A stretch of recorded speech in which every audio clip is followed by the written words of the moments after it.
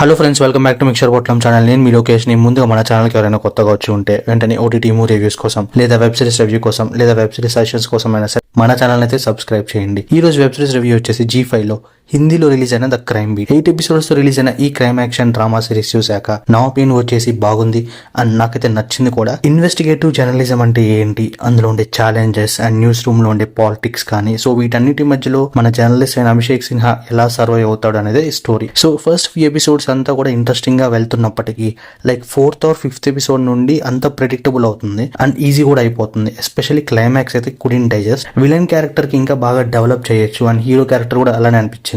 And heroine character అయితే అసలు స్కోపే లేదు ఈ సిరీస్ లో. మరి ఏం వర్కౌట్ అయింది, బాగుంది అన్నావు కదా అంటే, సో స్టోరీ లైన్ ఎంగేజింగ్ గా ఉన్నప్పటికీ felt like this is not real రా జర్నలిజం అనిపించింది. ఎగ్జాంపుల్ ఢిల్లీ క్రైమ్ సిరీస్ లాగా ఎక్స్పెక్ట్ చేశా, బట్ అంత హై లేదు, జస్ట్ నార్మల్ గా ఉంటుంది. ఆల్సో రీసెంట్ గా రిలీజ్ అయిన G5 లో సబర్మతి రిపోర్ట్ అని చెప్పి ఒక మూవీ కూడా ఉంటుంది, అది కూడా చాలా బాగుంటుంది. వాటి రివ్యూస్ అని మన ఛానల్లో ఇచ్చాను, సో ఫ్రీ టైం ఉంటే వెళ్ళి చెక్ చేయండి. So overall review of the web series వచ్చేసి మంచి టైం పాస్ కోసం అయితే చూడొచ్చు. అండ్ మీరు కూడా ఒకవేళ సిరీస్ చూసాక మీకేమనిపించిందో please do comment and thanks for watching.